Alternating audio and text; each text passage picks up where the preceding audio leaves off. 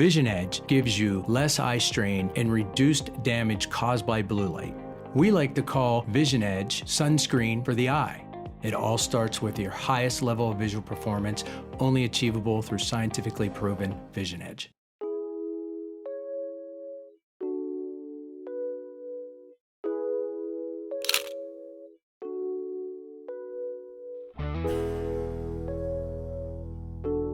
Hello and welcome to the Open Your Eyes podcast. I'm Dr. Kerry Gelb, the host of the documentary Open Your Eyes. Today we continue our conversation with Dr. Shanhong Lu, MD, PhD, on the hidden dangers of environmental toxins. And we will focus on how we can protect ourselves. In part one, we spoke about Parkinson's disease, endocrine disruption, estrogen dominance, and their linkage to environmental toxins. Dr. Lu specializes in environmental medicine and is the medical director of Orenda Integrative Medicine in Mount Shasta, California. Dr. Lu, thank you for joining me again today. Thank you, Kerry, for taking the time to address this very important issue. We had such a wonderful conversation the first time, and you're just such a wealth of knowledge. I just had to have you come back for part two. Let's start off with, why is the mitochondria so important when it comes to environmental toxins? Yes, so just so everyone knows, mitochondria is like your engine for your car. So if you think your body is a car, to turn on the car and gets going, mitochondria is your powerhouse. Everybody rely on the mitochondrial function to do any little thing, even blinking your eyes. Even have a thought in your brain, require mitochondria to produce energy. So that's number one. Therefore, mitochondria is your engine room that has experienced the most oxidative stress. So that's like, it's prone to have injuries, right? It's like if you're exercising every day all the time, your muscular system gets injured.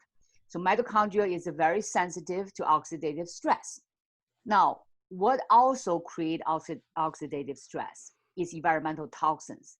Environmental toxins enter through your breathing, eating, skin, even your eyes, and it gets into your cells where the mitochondria are.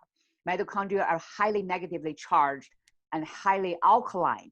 So when the toxins are entering into a highly alkaline environment, and highly negatively charged, most toxins are acidic. See, most toxins are also cations. They're positively charged. So they damage the mitochondria in the environment very quickly. So your mitochondria have to produce not only energy, but also have to produce antioxidant to combat this massive invasion of toxicity. And that's why mitochondria is not only important in your life, but also important to pay attention to, when you are using chemicals and heavy metals to damage yourself, basically, unknowingly. What parts of the body have the most mitochondria? Oh my God, that's such a good question. So when you think about mitochondria activity, you think about which organ is constantly working. One of them is the heart. That's obvious, right? Because your heart is pumping all the time, even you're sleeping. The heart never stops. So we have borrowed, number of heartbeats. That's what they say. The second organ is actually your brain. The brain, when we go to sleep, the brain actually does so much. It generates neurotransmitters to maintain sleep. It still have to give you the breathing center. You can't just stop breathing. It has neurotransmitters produced, hormones regenerated, and the brain is very, very active when you are sleeping. So again, brain is an organ that's always working, and the heart is an organ that's always working. And then the digestion, of course, is a system that always have to move. And most organs are constantly working, but the one that's really sensitive to environmental toxin, has the most mitochondria, is actually the brain and the heart. So when somebody is overloaded with environmental toxins, it's almost like there's a cup and we're filling up the cup, and eventually when that cup starts to overflow, it starts to negatively affect us. So what could it do to our heart? What does it do to our DNA, the environmental toxins? Yes, that's a very good point. So basically, our body always have a way to detoxify, but that you have to think about it's a cup has a hole.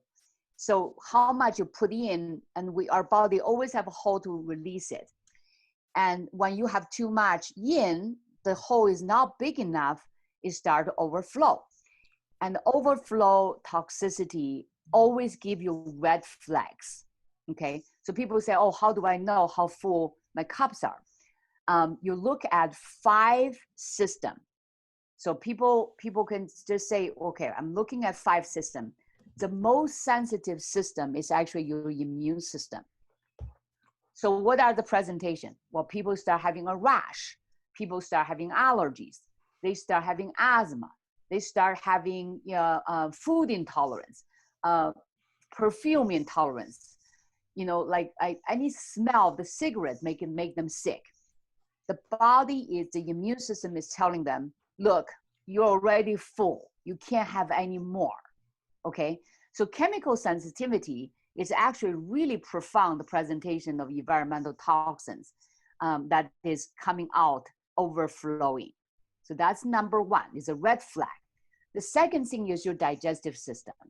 Digestive system start getting bloated. Any food we have people on a very restricted diet.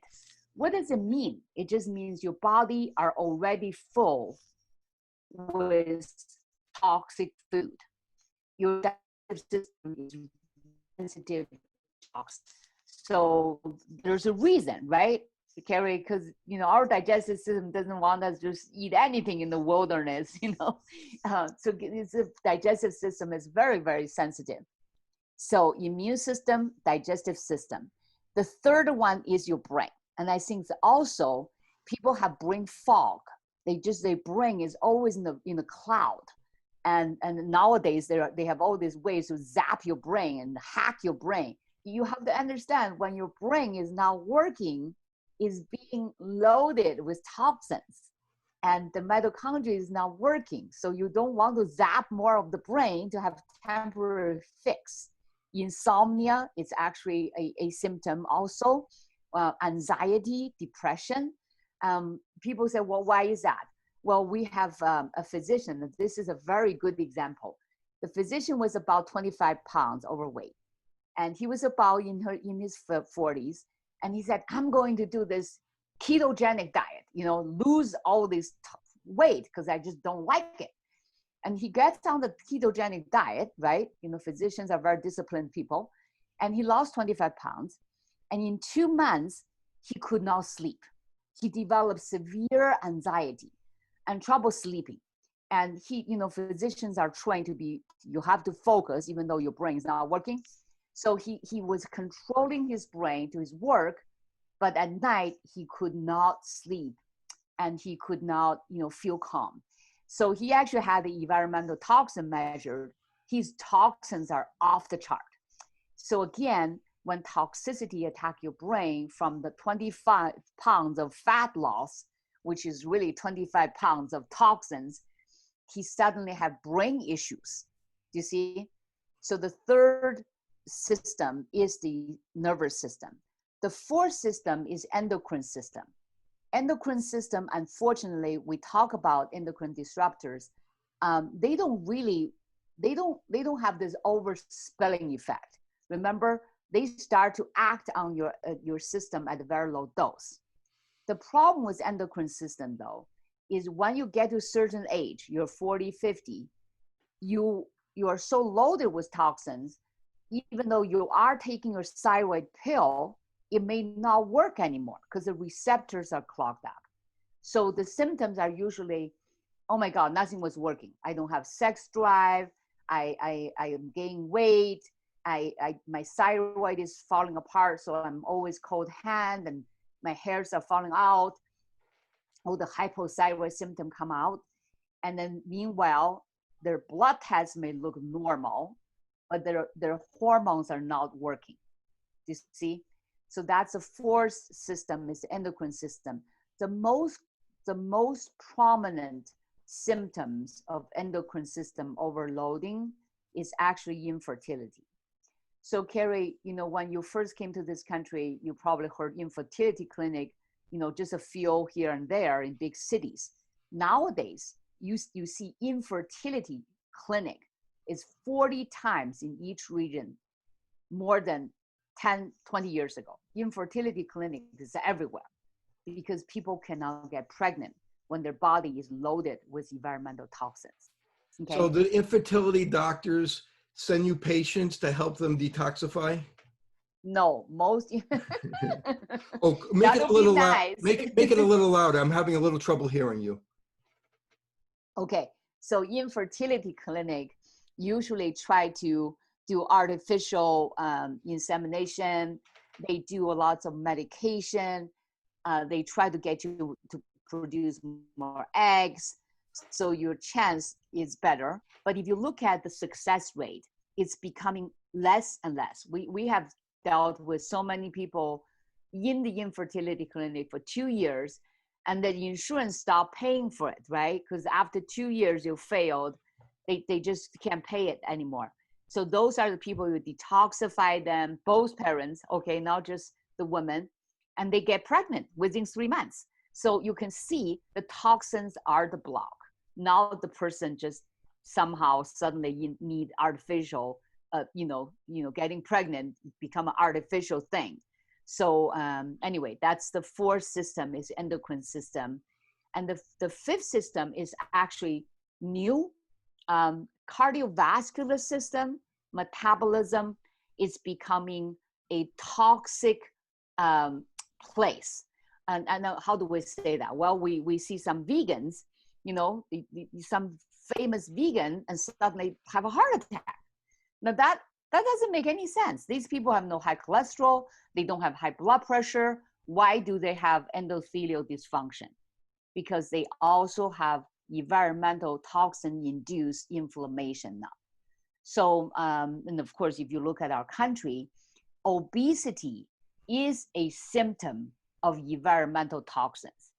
Obesity, it's basically always considered to be, you're not exercising, you're eating back food, which is still the majority, but you can see adding environmental toxin to it. These obese people become inflamed. They're not just big, they're also toxic and inflamed. When these people are losing weight, they're releasing tons of toxins, and that can actually become more dangerous. You see, in the past, you lose weight, everybody, blood pressure drops, everything's great. But today, when you lose weight, if you have environmental toxins, it's actually not that safe anymore.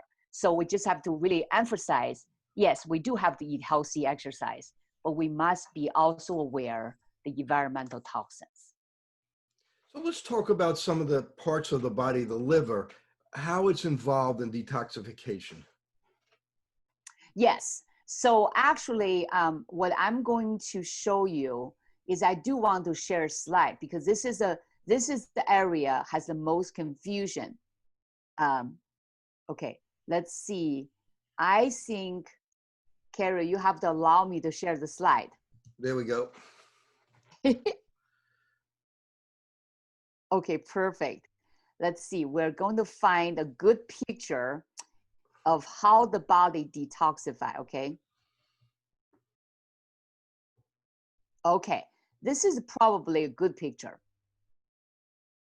Can you see it? Oh yeah, perfect. Okay, perfect. I'm going to make it really, really big. Okay, there we go. So basically the body let's see, I'm just going to show you guys. This is the cell. So when toxin detoxify the cell, you remember the cells are everywhere, you must have something to move the toxin from the cell into the lymphatic system. then the lymphatic system will go into the macro circulation, and that will deliver the processed toxin to the liver. In the liver, there are two rooms. So think about your car wash. You go into the first room, they soap it up, right? And then you wait in the middle, and then you go to the second room and they rinse it off. Just think about your body. It's like a car wash in the liver, right? And then your car is clean. It has to come out into your intestine. This is the part that's a little bit of tricky, because the toxin have to go to the gallbladder and then go to the small bowel and then have to go out, right? This is the final car that comes out from your bowel movement. That's the toxin is no longer toxic. But during this whole process, there is a recycle. Now, this is hard to describe from a car wash, because the car is already clean here, but it gets back into the room and get dirty again. So this is the recycle most people don't understand. You must stop the recycle so the toxin can move out, okay? The second way the toxins are going to be urinated out. This is actually good because it doesn't have the recycle process. The third way it's actually really good is from the liver, it gets to your skin and you sweat it out.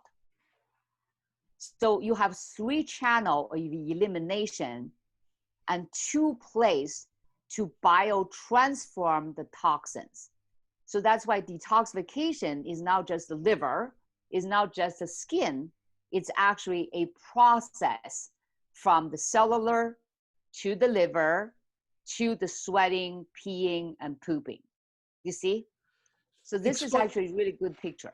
Explain the difference between phase 1 and phase 2 detoxification. I think a lot of people are confused over that. Yes. So most toxins we produce, our body produces, or we absorb from the outside, are lipid soluble. So they don't move very well. They attach it to your cell, or they are, in the liver. They tend to cause fatty liver disease. Carrie, you probably heard, you heard about fatty liver, because the toxins are now just moved through the system. The phase 1 is like, let's say this is the toxin. My phone is the toxin, okay? It's lipid soluble.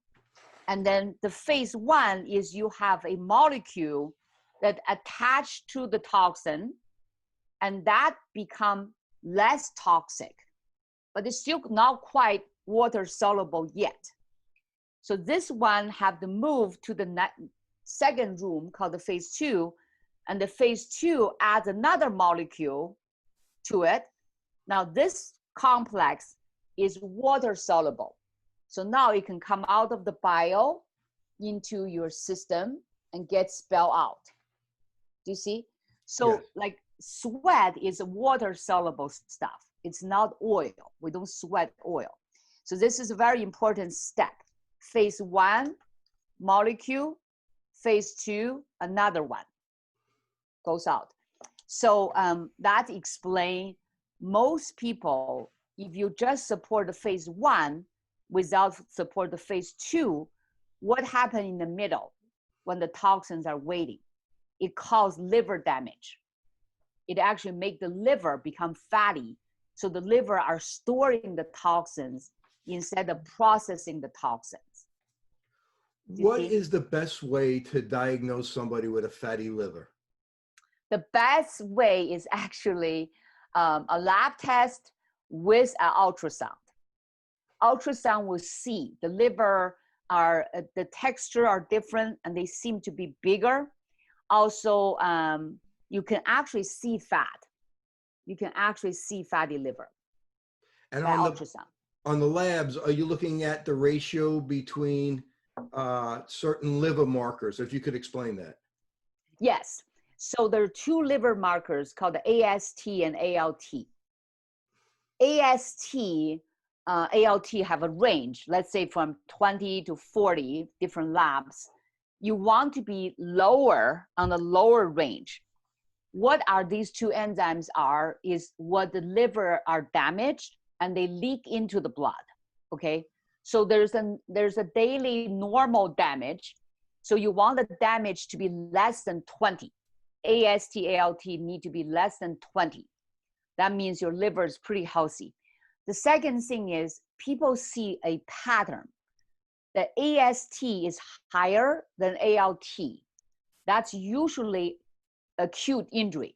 Okay, so for example, you go out, had a big drink, and you go home, if the next day you measure your liver, usually the AST is higher because that's usually an acute injury, which we injure ourselves all the time. People don't know. You know, they drink some alcohol or they eat glyphosate-laden food. The first thing is your liver gets injured, your enzyme will go up. So you have to watch that AST pattern. That's an acute injury pattern.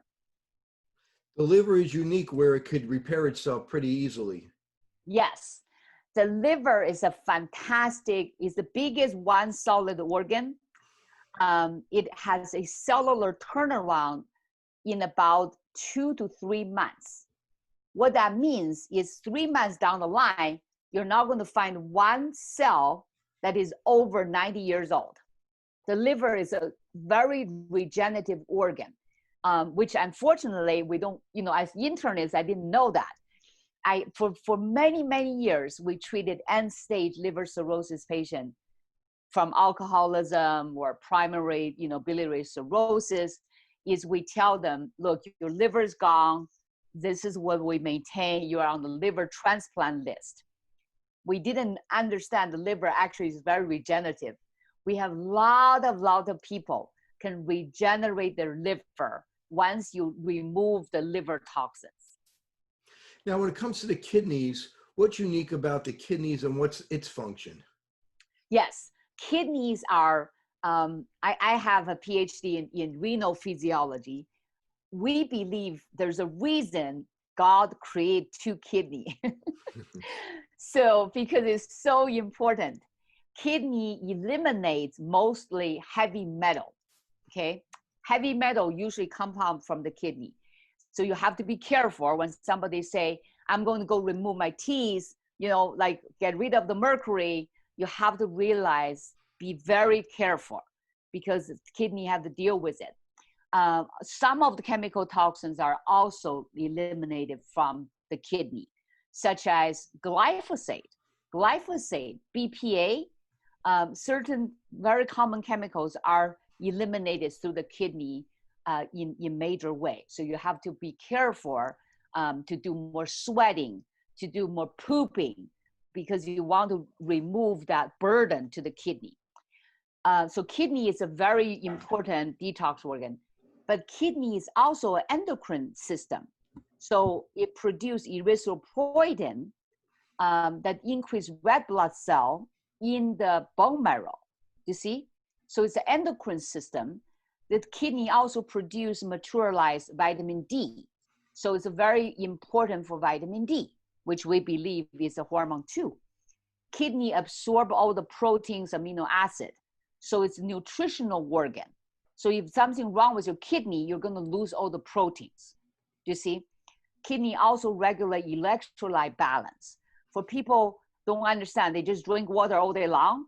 Well, what happened? You're losing a lot of electrolytes.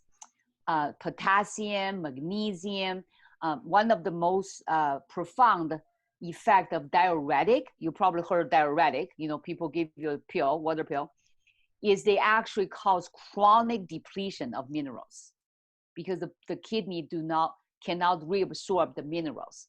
So the kidney function is super, super important. And that's why we have 2 of them. So let's turn our attentions to, before we go on to solutions, let's turn our attentions to heavy metals, mold, EMFs. But let's start with heavy metals and the dangers of heavy metals and what are some of the symptoms and some of the signs that a patient could experience. Yes, so heavy metal was initially discovered by a group of dentists, the biological dentists. And then because they put so much in it, and they actually did a study on dentists who graduated, from dental school, and they found they already have halfway loaded with mercury. So I have been using the oligo scan, measuring lots of dentists. Their heavy metal is really high, okay? Now, mercury and silver are usually in the amalgam fillings together. So silver does not seem to do much, but mercury can denature protein in the brain. They actually shows they just have a cell culture, neurons, and they put mercury, and to see if the neuron grows, they see the elimination of the growing of the neurons when you have a mercury presence. So that's really hard on kids when kids are little babies. That's why women, if you're pregnant, you're not allowed to eat fish. I think the fish is like once a month, okay? Not eating fish, because the mercury is so hard on the developmental of the neurons, okay? So kids are different. They're more sensitive, like we said before. So now, if you're old. Just to interrupt hold that thought, but interrupt for 1 second. Do you think that dentists are at greater risk for Parkinson's, Alzheimer's, neurodegenerative disease, and disease in general from all the mercury and heavy metals they're exposed to? Yeah, so mercury, that's what I was about to talk about, because we found mercury does not cause the disease, okay? Mercury increases oxidative stress. So you would think mercury is directly related to mitochondrial damage and increased Parkinson, Alzheimer's, but we did not find the strict connection as strong as the chemicals. There's no animal model we give enough mercury to the animal to develop Parkinson's disease and Alzheimer's, you see? So it's an overall stressful factor, but it doesn't have the much closer association from the cause to the disease. Mercury is still hard to have that clear connection unless it's acute injury, like massive mercury poisoning. So basically, when you talk about heavy metal, you talk about massive acute injury versus chronic injury. The chronic injury picture is not as clear as the acute injury. Does it make sense? Yeah, so what do you feel about children eating sushi? Yeah, I think nowadays, I do not recommend children or anyone to eat fish, actually, especially children, because the fish is not only containing a lot of mercury, but also the PCBs. Remember the forever chemicals flowing into the ocean, now saturating the fatty fish. So children are eating double whammy, not only the mercury, but also the chemicals. So I really don't recommend children eating fish, which is not hard because they hate fish. That brings me from a point from last time that I wanted to ask you about. How about women that are pregnant and then they start painting the room for the baby coming? Yes. From the paint. Yep. I would definitely use the low VOC paint, which you can find on ewg.org. They actually give you companies that has much safer paint. Can you repeat that? Just repeat that one more time. It's called the EWG, Environmental Working Group.org, and then go to the consumer section and look for safe paint. Okay, thank you. Thank you for that. So any other aluminum or any other heavy metals that you might want to speak about? Aluminum is a big one. Aluminum is very common on the planet. If you see the planet, the most common heavy metal is actually aluminum, okay? Especially in the Mount Shasta area, there's a volcano, lots of aluminum. Aluminum itself is not absorbable. So let's say I eat some aluminum, okay? And it doesn't get absorbed normally. Aluminum is also have a natural detoxifier which is also very common on the planet. And that's called the silica. Silica is made to bind to aluminum and make it come out of your gut. Do you see? So naturally, aluminum is not a problem. But with electromagnetic frequencies and glyphosate, those two new chemicals and pollutants are causing leaky gut. Do you see? Suddenly, there's holes in our gut. The aluminum comes in, it gets into the body. Now, once aluminum gets into the body, it's similar to mercury. It tends to get accumulated in the brain, in the fatty tissue. Aluminum can also cause autoimmune disease. So now we're seeing more and more the problem, not because suddenly the earth has more aluminum, it's just because we're more permeable to it. Okay, so that's another thing. Now, meanwhile, if you measure people's silica level, people are all deficient in silica. And you say, wait a minute, silica is the most abundant minerals on the planet. Why suddenly it can't get into our body? Guess what I learned? Glyphosate killed the microbiome. There's one particular bacteria in the soil actually can convert the silica into absorbable form, and the plant gets the silica. We eat the plant, we get the silica. Do you see? Because Yes. if you and I just eat sand, it's going to do nothing, right? We have to use the biotransformed silica into the body to deal with the toxins, aluminum in the body. But now glyphosate just killed the bacteria. So nobody's helping us to absorb the silica. So if we eat foods that have silica, like celery, for instance, how much will that help? Or is it because if we have glyphosate, the bacteria has been killed and we can't absorb the silica from the celery? Right. So organic celery should have more silica. Organic barley, the wild rice, wild barley has very high silica. So, but cannot be using the conventional one because they just, killed all the bacteria. And then the plant have no silica. so let's talk about mold for a minute. A lot of people get very sick from mold, especially after there's a flood in their house. It seems like some people are a lot more sensitive to it than other people. If you could mention that. Yes, mold is becoming the same thing. Mold is just like aluminum, okay? Mold is very old species. When you go to the wilderness, you look under the rock and there's mold. Mold is everywhere. So mold itself does not really harm people. They're not pathogens, unless you are immune compromised, okay? Mold in general, let's you eat a piece of mold, the apple, it just comes out. So it's not a big deal.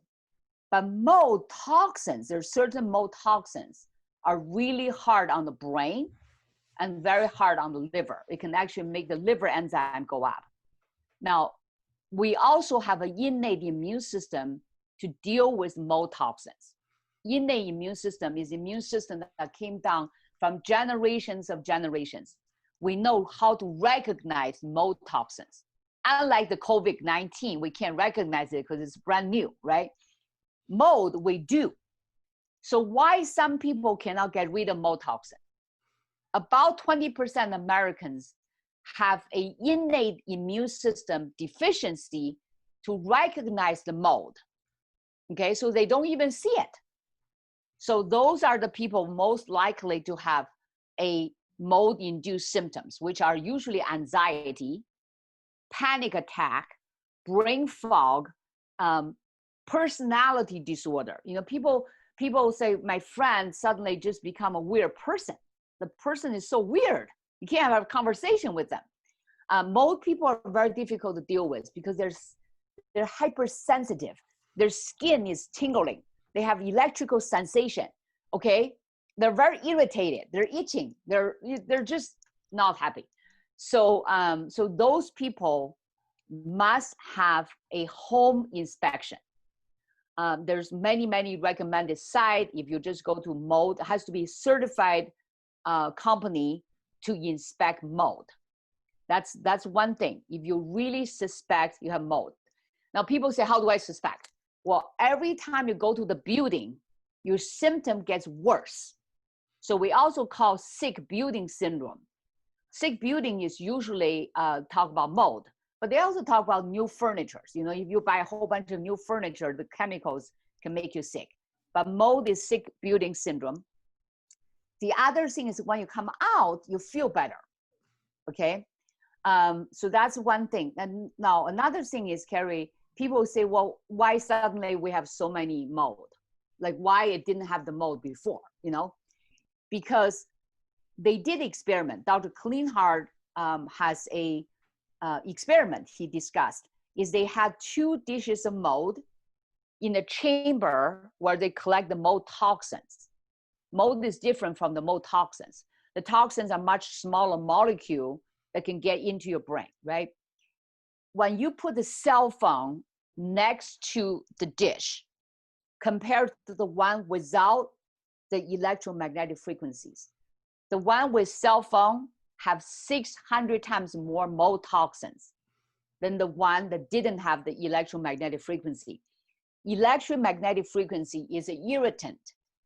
And to the mold, which are very old species, they don't like these things. They are very intuitive, you know, with nature. Suddenly they have this agitation, so they produce a lot of mold to be mold toxins to defend themselves, right? Species are all about self-survival mechanism, right? So they're releasing the toxins, try to get rid of what's irritating them. And I think that's one of the reasons there's more mold toxins today than ever before. The other reason is actually Dr. Huber talked about glyphosate, because glyphosate is a broad spectrum antibiotic, and they cause the microbiome level to come down. So the Earth's planet have more mold. Does that make sense? There's just more mold. More mold by using glyphosate all over the world, more mold toxins because of the electromagnetic frequencies.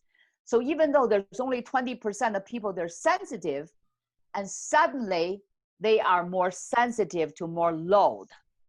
So it's not really human beings are becoming more sensitive. It's becoming, we have more mold, we have more toxins. Let's talk about EMFs for a minute. What do we absolutely know about EMFs and what their dangers are, and how could people protect themselves? Okay, so I am not going to be pretend to be the expert with EMF, because there are many experts out there. But so far we know for sure, okay?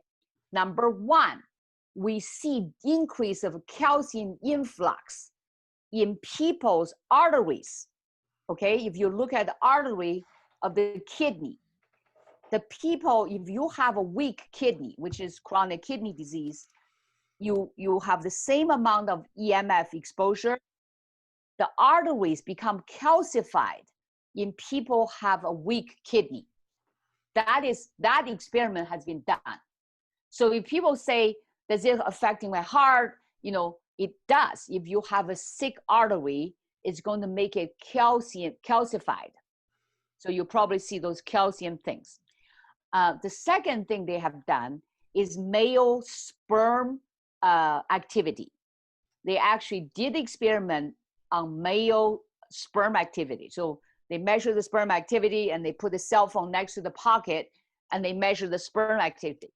Sperm activity drastically decreased with EMF exposure. So that we also know. The third one, they did measure oxidative stress. So antioxidant, reactive oxygen species, ROS, increases with exposure to cell phone. So those are 3 things that they have been done. And then I think there's more. It's just I don't know all of them. Now, how about women who work out in the gym and they put their cell phone in their bra? Definitely not recommended, because high cell phone frequency is very high. It's basically non-ionized radiation. You know, when you tell them about radiation, they can relate. They say, I get a mammogram, that's radiation. Radiation is category 1 carcinogen. We know that. It breaks the DNA, it causes DNA breakage and causes abnormal cells. The cell phone is non-ionized radiation. It's not as potent, but it happens all the time. You see? So something, if they put it next to the breast cells, there are a whole bunch of cells, it can cause DNA damage. I would definitely do not recommend that. No. Macular degeneration is a leading cause of vision loss, with 15% of Americans being at risk or already affected. Scientific evidence proves that by using mesozeaxanthin, lutein, and zeaxanthin together replenishes the macular pigment and promotes healthier vision. This formula comes in only one product, MacuHealth. Now, if you're walking with your cell phone, do you recommend that you leave it on airplane mode when it's on your body, and then when you get where you're going to take it off and put it somewhere else? Yes, I do. I think when people are not using the cell phone, they should definitely put on the airplane mode. You can turn on once in a while to check it. So I think it's if they can do that, right? Some people have to be on all the time. Another thing is leave the cell phone away from your bedroom, because you sleep there for 8 hours. You need to get rid of. That's the only time you can turn off. So I think cell phone, the more you are off, the better. But when people say they have this case thing, like a blocking case, I don't really like the blocking device, because when you block it, the phone is on, the signal is going to try to reach you by increasing intensity. So I think the blocking agent, the blocking devices are, I'm skeptical. I'm not very sure if that's providing protection or providing actually more exposure. Before we get into solutions for heavy metals and environmental chemicals, I do want to ask you about glyphosate being a class 2A carcinogen. Can you comment on that? Yes. So glyphosate by the World Health Organization, it's defined as class 2A. So class 1 means it causes it's a human carcinogen. Okay, it's proven. So radiation is human carcinogen. Now class 2 is they cause animal tumor. So if it causes animal tumor, is class 2. Class 2A is much stronger than class 2B. So glyphosate has been found to cause tumor, lymphoma, breast tumor, bone marrow tumor in rats. They haven't tested on humans because nobody would like to be the experiment, right? So far it hasn't been done, but the animal evidence is so strong. That's why we have about 80,000 lawsuits waiting right now, just from lymphoma and bone marrow tumor alone. Let's turn our attention to detoxification.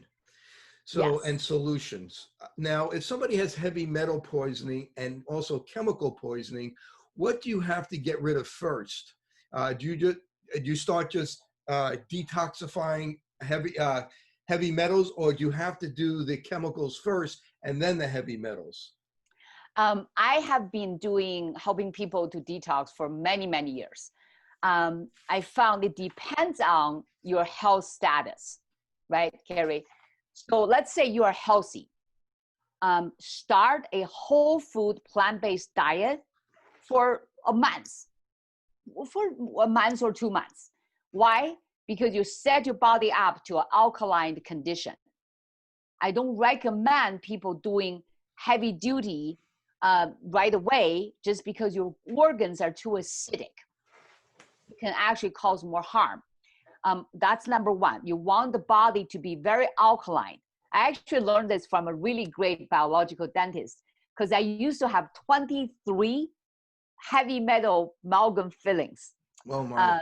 So I asked him, he said, well, Dr. Lu, this is what I do. I've been doing this for 50 years. Number one, you have to get your body alkaline. Good elimination, good body function. The second is you must have good endocrine system, which means thyroid, adrenal. Okay, very, very important. Because if your adrenal is weak, your thyroid is weak, the toxins come out will go to the adrenal and shut down your adrenal gland, especially heavy metal. You don't want to do it when you're sick and unwell. Thyroid, if your body temperature is low, what happens? Number one, you don't eliminate. Number two, your enzymes don't work, because our enzyme works the best at 37.6, which is 98.6 degrees Fahrenheit. That's our old body's enzyme system. You know, you need certain temperature. It's called thermodynamic. You need to have a body temperature to work with. So you need to have the adrenal and the thyroid to be good. Alkaline condition, good adrenal and thyroid. And then number three, he actually measured also, I think it's a digestion. You have to have good digestion. So I think getting people on whole food plant-based diet right now on the number 4, getting body to start to sweat, making sure you're pooping, those are all important things. Then you can start to detoxify. What I would detoxify first is chemicals. Dr. Golden, Gary Golden, started the Institute for the Heavy Metal Detox, right? He said, if you detox heavy metal first, you immediately deplete your glutathione. Glutathione, unfortunately, is made to detoxify heavy metal, right? So if you have lots of chemicals on board, which is 80,000, you're not going to see the benefit first, or you can cause more chemical detox problem. So you really want to do the chemical first. And I have a environmental toxin picture. I want to show people this because this is a really good picture. So if you look at this picture, you can see the foundation is chemicals. We have too much chemical in today's world. The second one is EMF. Heavy metal and mold is much less in terms of quantity. Do you see? So unload the biggest one first, just makes sense. Because I found people, if you just do heavy metal detox for, you just do chemical detox for about 8 to 9 months, the heavy metals start to come down already. Isn't that cool? So you recommend that people, they kind of build up their immune system and eat from the rainbow, eat from the colors of the rainbow of food to help get all the different nutrients that you need to help detoxify. Yes, yes. And that alone can detoxify a lot of toxins. And some people, if they have a genetic challenge, you know, where they really want to see a benefit quicker, then you have a supplement that containing calcium deglucarate to support the chemical detox. You can also take a good multiple vitamin to go with it, you see? But it's simple. Chemical detox is not too complicated. It's simple. Calcium deglucarate with the good whole food plant-based diet, organic, will start to unload the toxin very quickly. Okay. How about vitamin C or magnesium? Any other supplements that you recommend during the detox process? Yes, I think you are absolutely right. Magnesium is so important. When you are detoxifying your body, if you don't have enough magnesium, you're going to back up.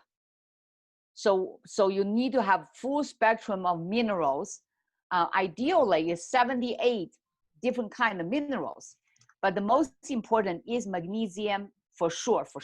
Very important. You need to do 800 milligram magnesium when you decided, okay, I'm going to live less toxic life. I'm going to change into whole food plant-based diet. I want to make sure 2 to 3 bowel movements a day and get the magnesium in. Magnesium RDA is 400 milligram anyway. Nobody's getting 400 milligram. So you need to increase to 800 when you're doing the detox. Now, do you want that magnesium to be in powder, and what form of it? You don't want it to be magnesium oxide. You want it to be Right. which form of salt combined with the magnesium do you recommend, whether it's powder or capsule, and what time of the day do you recommend you take it? Okay, so there's so many magnesium in the market. I really want people to make sure the magnesium is non-GMO, okay? Because if magnesium citrate is pretty cheap, but the citrate part usually is made of GMO corn. Remember we talked about vitamin C, the same thing. Yes. Vitamin C, if it's citrate, make sure it's no GMO, organic magnesium or organic vitamin C. You can eat, you should do it with food. I think that's easier, but magnesium is very benign. You can take it without food also. The dosage, we talk about 800 milligram. I used to like two different kinds of magnesium, okay? One of them is called magnesium threonate. Usually it's a capsule. It helps your brain. It actually goes to your central nervous system, your muscular system very well. So that's a good absorbable form of magnesium. There's also pure encapsulation. They make a magnesium that is 500 milligram and just one capsule, which is pretty easy for convenience. And they do have like different type of magnesium to help you absorb better, okay? Now, if you have a heart condition, people have palpitations and stuff like that, magnesium lactate is really good for the heart, but it's hard to find. So standard process has magnesium lactate. Make sure they're tested glyphosate free because they use a lot of product that's not organic farm. So you have to make sure they're tested glyphosate free. I think all supplements from today on, Carrie, I would demand the company to test their glyphosate content. And it's not that expensive. Their company is doing it for them. FDA approved facility, especially glyphosate is labeled Proposition 65. So if you want to sell your product in California, you really should test glyphosate anyways, right? Because it's on the Proposition 65 list. Please measure the company's glyphosate level. I have my favorite companies. I always email them, said, look, I really like your product. Please test glyphosate free. Otherwise, it's just you don't know. You know, it's contaminated water, contaminated from air. If your plant is next to a grape, you know, like a vineyard, you may get contaminated. It's not your fault, but you should test it. I have to ask you, because people are watching, what are your favorite supplement companies? I have quite a few. I really like the Orenda International. They have been around since 2002. They're immune. Most of their supplements are tested glyphosate free, GMO free, gluten free, and dairy free. They're also a vegan company, thrive to be a vegan company, so they don't have any things that can get contaminated. So that's the company I use for my core system. The second company I like is Pure Encapsulation, because they also are very pure. They test all their ingredients for contaminants. I believe Premier Lab is also a really good company. They test all their end product. We're talking about not just organic labeling. We are talking about end product testing. I think it's really important. I know nutritional company are exploding everywhere in the world, which is a good thing. But I also think the testing end product is one of the most important thing we're looking at. Gelatin capsules. I used to like this company called OGF, and they're a great company. But the gelatin capsule need to be tested for glyphosate, because that's where glyphosate are found in the animal body parts. It's in the gelatin. Do you see? Remember, it replaces the glycine, the glyphosate. So again, you want to make sure your supplements are tested for glyphosate free. and it's reasonable. Many companies are doing it. How So about these are my infrared? favorite companies. Those are your favorite companies. How about infrared sauna? Infrared sauna are really good. I think the key thing is I have been telling people about sauna for 20 years, but not many people can afford it. I guess that's not the first one. Normally you buy a good one.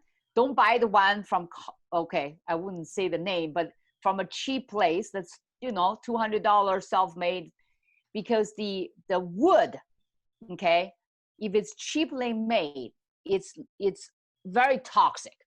Do you guys know wood is actually toxic? You know, so much lumber mills are contaminating the land because they use so much chemicals. So you want to have clean product. Otherwise you're sitting there, you're breathing all the toxins. So sauna is not the easy one to recommend. I really like Therasage. Is Therasage, Therasage, because they actually measure the outgassing. They're portable, so people can actually bring with them to different places and sweat. I really like that because it's relatively clean. If you have a good sauna, you want to do it every day at the beginning for 45 days in a row, okay? Because what happened is, let's say you're doing, it's like, hey, Dr. Lu, I'm going to do the detox, and the body is toxic. You have to be ready and do it every day. Why? Because when the sauna mobilizes lots of toxins. So if it didn't sweat out, it gets recirculated, okay? So if you just do one a day, once a week, what happened is some of them came out, but some of them just got moved around. You see? So you don't want this thing to move around in your body. It may get moved into your brain. So you want to do it every day, even just 15 minutes, 30 minutes every single day. That's much safer for 45 days in a row. Now, why 45 days? Dr. Patel is an environmental medicine doctor. She did a 2-hour sauna class. I was like, why do you need 2 hours? She talked about mineral shift. She talked about toxin shift. She said the 45-day have been found to be the major threshold to get the toxin out of your body instead of more recycled. So she is very adamant about the 45-day cycle. And if you compare an infrared sauna versus Swedish sauna, do you have a preference? No, most of the study done that showing toxin load coming down is on regular conventional sauna. So the infrared sauna, it's supposed to heat your body without you feeling too hot. It's supposed to be good, right? But recently they did a Finnish study. The Finnish sauna, I don't know, you have been there, it's so hot. They found people do have long-term better cardiovascular result, overall healthier, because they use it every day. And those are all traditional wood saunas. They're traditional heat, not infrared heat. Now, some of the better saunas, they put cedar as the wood. Is that less or more toxic, or is that just as toxic? Cedar, very good question. Cedar actually emitted pesticides, basically natural pesticides. It's not supposed to be as harmful as the wood glue, stuff like that. But you have to be careful with cedar because a lot of people, they're chemically sensitive. It can actually, the body actually perceive as a chemical. Do you see? Mm-hmm. The best sauna, I think we are still looking for a company to make it, is actually glass. Glass sauna is the cleanest one. Because most wood, you don't know, they have to process it and make it and cut it, spray it. Unless you just cut off the tree, it has some chemical in it. So as far as you know, there's no company that makes a glass one? No. I know Sunlight Sauna is a pretty clean company. Sunlighten, it's called Sunlighten, but they are pretty expensive. The glass one, apparently, Dr. Patel made it herself. She just called a glass company, and then she found a carpenter to put the glass in the wood holder, and she make herself a glass sauna. Wow, very interesting. So how about hyperbaric oxygen? Is there any benefit to that with detoxification? And is that something that you... That one, I'm not sure, okay? I'm not the expert. I know oxygen is really good. But detoxification, like I said, is sweating, moving the lymphatic, elimination, and peeing, right? And then support your liver. The hyperbaric could improve mitochondrial function and somehow improve your total detox function. That's possible, but it's not the major detox support. People don't use it for detox. They use it for oxygenation of the brain that is, that's hypoxic. How about probiotics, binders, that type of thing? Yeah, probiotics, wonderful. Just make sure you have a diverse group, because a lot of companies sell one probiotic. You just have to realize the different type of probiotic bacteria actually does different things in the gut. So I am more passionate about prebiotic today, actually, because the probiotic changes every 3 days. So you want to have plenty of food for the probiotic, eliminate glyphosate, right, which is antibiotic, and chicken. And I want people to know the reason chicken and pig and fish, farm-raised fish, they are probiotic killers because they use so much antibiotic in those animal settings. You see, people didn't know. They said, oh, I'm not eating grain, so I'm not eating glyphosate. But they are eating the fish that's raised in the little pond, and they put so much antibiotic because it's so overcrowding. Fish is actually the worst. They have antifungal, antibacteria, anti-parasites, all in the little pond. So I would not use farm fish. I would not eat any farm fish. Farm-raised shrimp. You know, shrimp is actually farm-raised now. So chicken is also really bad. If you see the chicken are all close together, many of them are already dead. They are using so much antibiotic in chicken industry. Okay, so pig, the same thing. They crowded together and they give them lots of antibiotic. So I would just avoid, most of this agriculture, we call the factory animal farms. Those are really toxic. So you can eliminate the antibiotic. You give lots of the prebiotic. Your body will decide which bacteria to have more. So taking probiotic, you want to make sure they are a diverse group. Do you see? How about fermented vegetables? That's really good. If you can tolerate it, have kimchi, kimchi, or you can make your own sauerkraut. Those are great. So what type of diet do you recommend that somebody eat? I mean, we talked about what not to eat. Talk about what we should eat. Okay, so I am type O, Carrie. So for a long, long time, I believe, I'm supposed to be eating a lot of meat. And then I went to a conference by Dr. Dale Bredesen, and he actually talked about the type O are survivors, and they have the most ApoE gene because they are pro-inflammatory, okay? So he said, well, in 100 years ago, when we cut ourselves, we got infected. Those people have a lot of inflammation. It's going to overcome the infection and live. That's why most people are type O, and they're meat eaters, okay? Now, this is the problem. We don't have that problem anymore. We have houses, we stay inside, we don't have a combat with fighting enemies, but meanwhile, we still have the inflammation.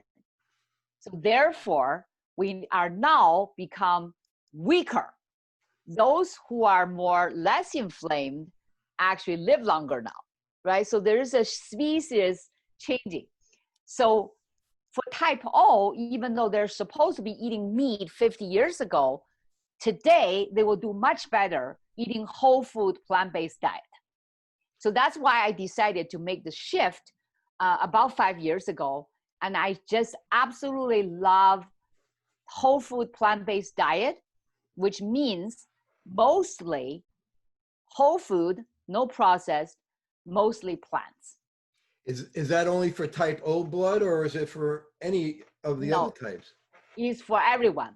Type A, type B, they're already supposed to be eating vegetables and some fish. So I think for everyone, for the planet, for the majority of people, they should eat the vegetable first. I'll tell people, I'm not making you vegan, but just eat more fish, eat less meat. I mean, more vegetable, eat less meat. I will definitely stop eating all fish. Carrie, if you saw this movie called Ocean Blue. If you watch it, you will not eat fish. So I'm not kidding you. As far as meat goes, red meat is better than chicken or turkey. Is turkey okay, or how do you feel about turkey? Turkey. Well, I never really liked turkey, so it's it's not a problem. I think the chicken, compared to beef, this is my problem with beef, Carrie. Yesterday, we went to the wilderness for 3 days. And everywhere in the beautiful, pristine alpine lake, what do you see? Is you see the cow poop, okay? Suddenly, the water is no longer clean, right? You have cow poop next to the lake. What I learned is really the cows are eating a lot of food, and they need to go everywhere, and they trample all the metals. I'm not saying the cows are evil. It's just they're the most environmentally devastating human activity. I never thought about that until I see the poop by the lake. So, of course, the metals are destroyed by the cow. So I really think we should definitely eliminate or limit the amount of cow we produce. It's all from human. I mean, cow is not a wild animal. The second thing about the cow is because they eat so much, okay? One thing I want you to know, this is probably shocking to you, is bone broth. Have you heard of bone broth? Mm-hmm. It's becoming very popular. Right, it's supposed to be very good for your gut. It's supposed to be gut, the bone, everything. My grandmother used to make the bone broth soup. So recently, I had a woman, I tested her. She's very depleted in minerals. She's very organic. And she said, Dr. Lu, I'm going to do organic, wild bone broth, okay? I don't know where she get those, but it's organic from the bone. And she did it for 3 months, and I measured her minerals again. So her minerals are better, particularly iodine, better, which I was very impressed. The second is her 14 heavy metal. All of them, particularly lead, went up. Okay, so I said, what's going on? And I realized because these organic, this is the same. Organic cow, what do? They eat 1 acre of grass per day, literally. So they eat a lot of the grass that has environmental contamination of lead or mercury, right? So they all concentrate in the bone marrow. Remember we talk about the brain, the bone marrow and the fat are the places concentrate these toxins. So that's why she has higher level of heavy metal, even though her mineral is better from the bone. So it's really give me the idea about the food chain. Suddenly we realize we're top of the food chain. We're eating the cow, and the cows is eating 1 acre of contaminated grass. Even though it's supposed to be organic. Even though it's organic, because these are heavy metal PCB. Remember, PCB is found in the butter, in organic butter. It's because we're now feeding them the PCB because the soil is contaminated. Do you see? And the animals eat a lot. That's the problem. One book you have to buy is called The Silent Snow. You have to get that book, because that book explained the food chain so well. There's a group of Canadian scientists, they measure human breast milk, okay, from all over the world. That's as a biological toxin burden, monitoring. So one day, this guy was in the lab, the chemical level, I think it's PCB. PCB just went off the chart, like off the chart, higher than anywhere. So he said, where did this the milk come from? He looked at it, it was from the Antarctica, okay, way far away. He said, that has to be contamination. Please get another batch. So they get another batch off the chart. He said, what are these people doing? There's no industry there. There's no chemical companies. So he actually flew to Antarctica and visited the people there. The people there eat whale. They eat the whale blubber, the fat. Now, what does whale eat? They eat the seal. The seal eat the penguin. It's just the penguins are eating the fish. Right. So it's really a food chain phenomenon. There's a big push now for nose to tail eating. Does the same thing apply? What do you feel? How do you feel about that? Eat the animal nose to tail. You're eating the liver, you're eating the kidneys, you're eating the brains, you're eating everything. What do you feel about that?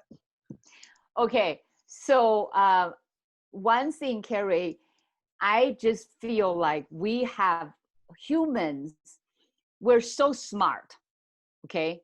We can produce plenty of different delicious food. We really should not eat animal anymore. I really do. I just think there is a stage of human development. At some point, we have to eat meat. We didn't know how to grow food in Montana. It's necessary for survival. I think by this year, 2020, we have plenty ways to grow beautiful vegetable and replenish the environment.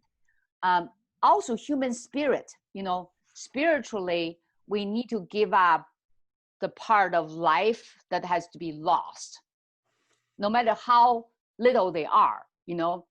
I used to eat everything. I'm telling you, I just feel somehow for some people, it's time to evolve. So we let go that part of belief we have to kill animals and eat them. You see? And That's just me. That's just me. How about grains and dairy? Are you a fan of those? Okay, dairy is actually the worst. Let me tell you why. 80% Asians are lactose intolerant. There's only very small, I think Northern Europeans are only 20% intolerant. So physiologically, we're not supposed to be eating the milk, which is we're supposed to be eating milk when we're babies. You see? So nowadays they make the human adults eating baby food, basically. So that's number one. Physiologically, it's not good for us. Absolutely not good for us. If you are over 2 years old, you're not supposed to be eating milk anyway. You see? So that's the first one. The second one, there is a book called World Peace Diet. Carrie, I'm going to give you a couple books now. World Peace Diet actually talk about why the dairy cows are the one that produce the most sadness. The whole process is really, really sad. So once I read that book and understand how much suffering the dairy cows have to make, we also realize how much suffering humanity have been enduring. One of the things, Carrie, is I realized people are they're missing the connection, the deep heart level connection. Families are falling apart. Parents are not connecting with their children in a level of love, compassion, understanding. I think many of these things happen because we have to disconnect with the animals so we can kill them and eat them, right? We have to do that subconsciously to live on our life way. But we didn't understand when we made that decision, we're also disconnect from ourselves. We're disconnect from our loved ones. It's a spiritual process. So it's really hard to say, I want love, compassion. Meanwhile, I have to keep a blind eye on the other side. Do you see? So I really think it's a human evolution happening in some people. It doesn't have to be in everyone. I just feel it's a blessing to live very consciously. So World Peace Diet, The Secret Snow are two books that you recommend. Yeah, Silent Snow. The Silent Snow, okay. Silent Snow and the World Peace Diet. Now, how about raw nuts and seeds? How do you feel about that? Those are great. I would definitely eat organic, mostly raw. There is a Chinese book talk about almonds. Almonds actually is acidic when it's roasted. It's extremely anti-cancer when it's raw.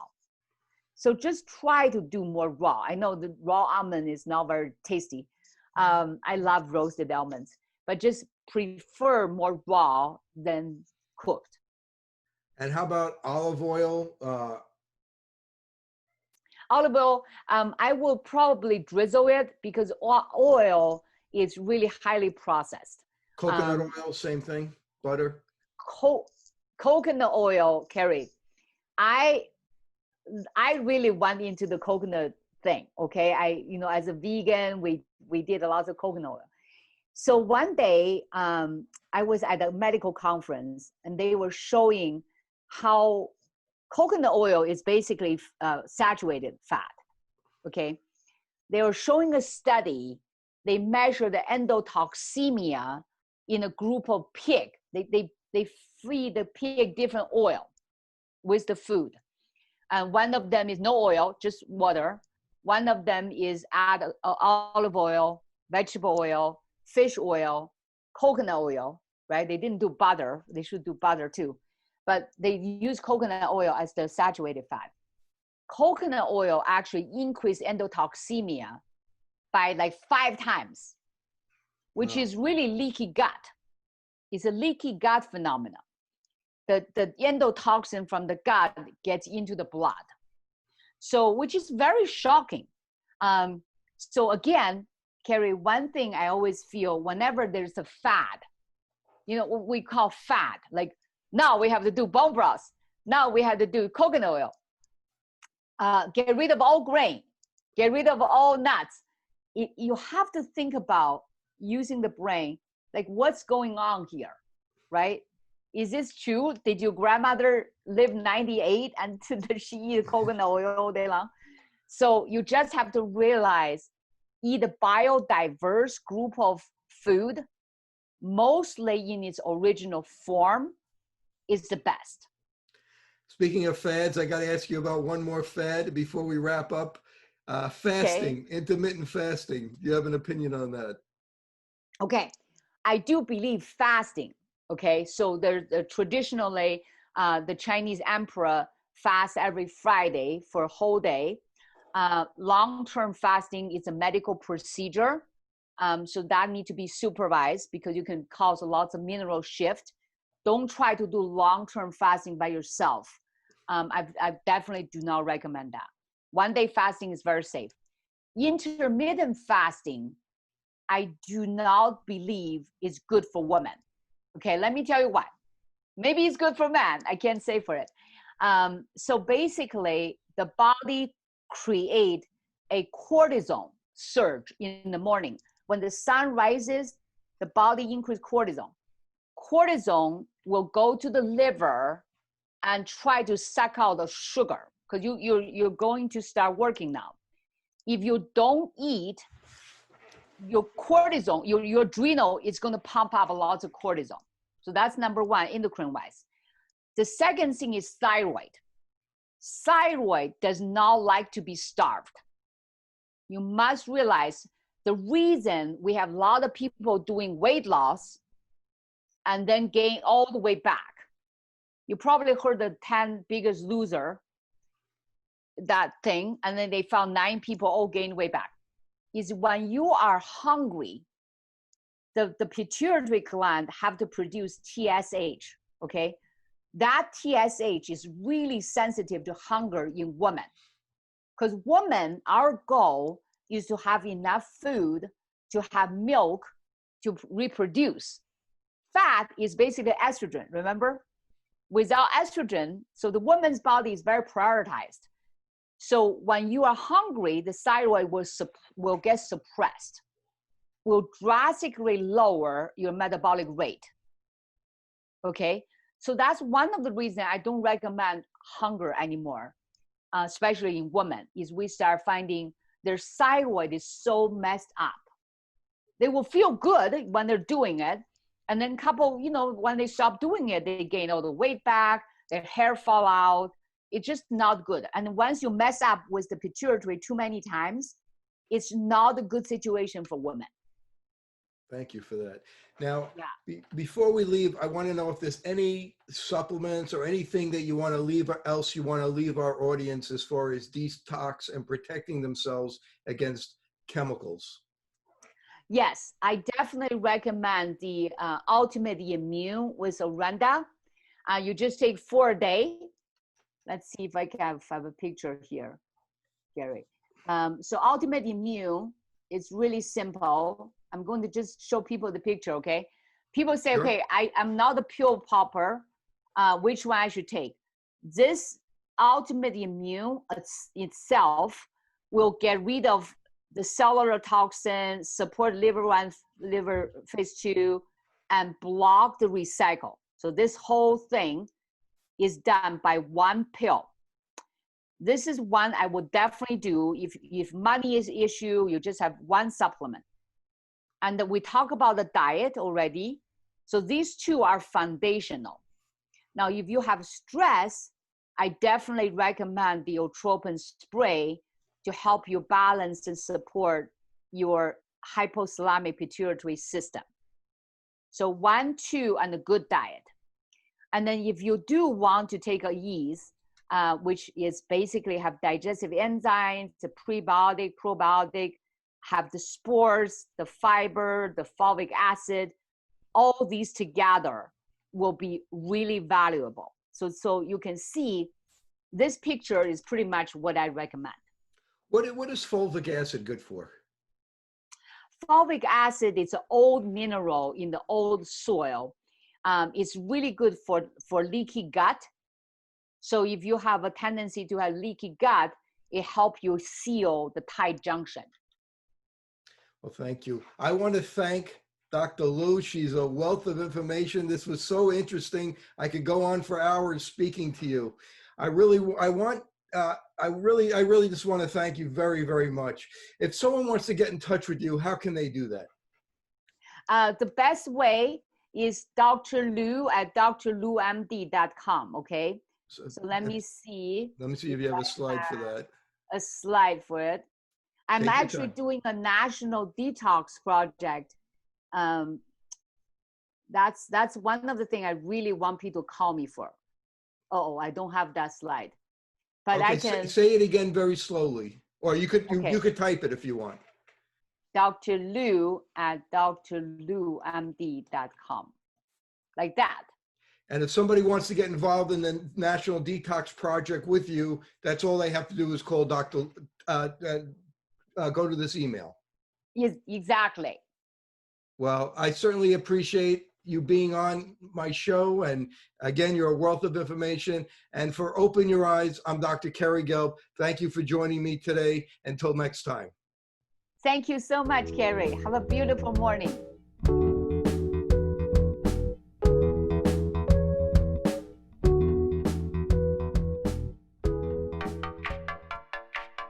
Since I bought Safe For You, my dad makes me clean his boat. es natural y es un buen producto. Every time I go back to school, my mom always makes sure that I have my Safe For You products. I like to bring extra, and my roommates certainly don't mind. It's a good thing I had Safe For You to clean up after this little guy. When my hands get dry, I like to wash them with Safe For You. And most importantly, the reason why I buy Safe For You is because it's safe for me and you.